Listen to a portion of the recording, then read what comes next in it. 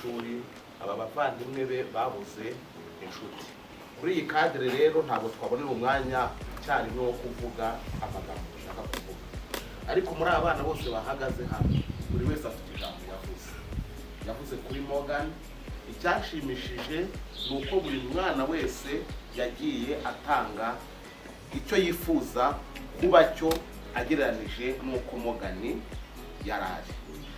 Twebwe rero tumaze kubikusanya muri rusange, ubu ishuri ryatanze ubutumwa nabwo nyirango nsome buvuga ngo ineza hori Morgan watubereye urugero rwiza rw'umunyeshuri w'intangarugero mu bumenyi, ikinyabupfura no gushyira mu bikorwa ibyo wigishije. Wabaye indatwa y'iyerekwa ry'ishuri rya Authentic International Academy, uba ishema ry'umuryango wawe na nyampinga w'igihugu bijyanye n'indangagaciro zibereye umwari w'u Rwanda. Ntiwagiye kare bahora tukibuka. Ibyahishuwe 14:13 haravuga ngo hahirwa bapfa bapfiriye mu mwanya. Umwuka ati nibaze baruhuke imiruho n'imihati, ariko imirimo yabo igende ibashimishije.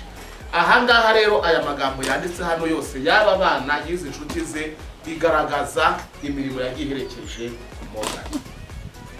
Turabashyigikiye, turababwiye ngo pole, kandi mu by'ukuri Imana niyo imenya gutanga ihumure. Mukomere. Aba bana bose bakundaga Morgan, batekereza ko mu biganiro twagiranye bagiye bavuga yuko bazigana, bazitwara nk'uko Morgan yitwaraga. Iyi kadire rero, iyi foto mujye muhora muyireba muvuga ngo twabuze umwana ariko dusigara n'abandi, kandi twabuze intwari. Ntimukajye muvuga ko Morgan yagiye kare, yagiye igihe cye kigeze, kandi yagiye amaze gukora ibyo yagombaga gukora.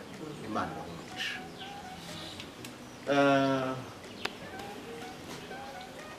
Turayibashyikirije rero mu izina ry'ishuri.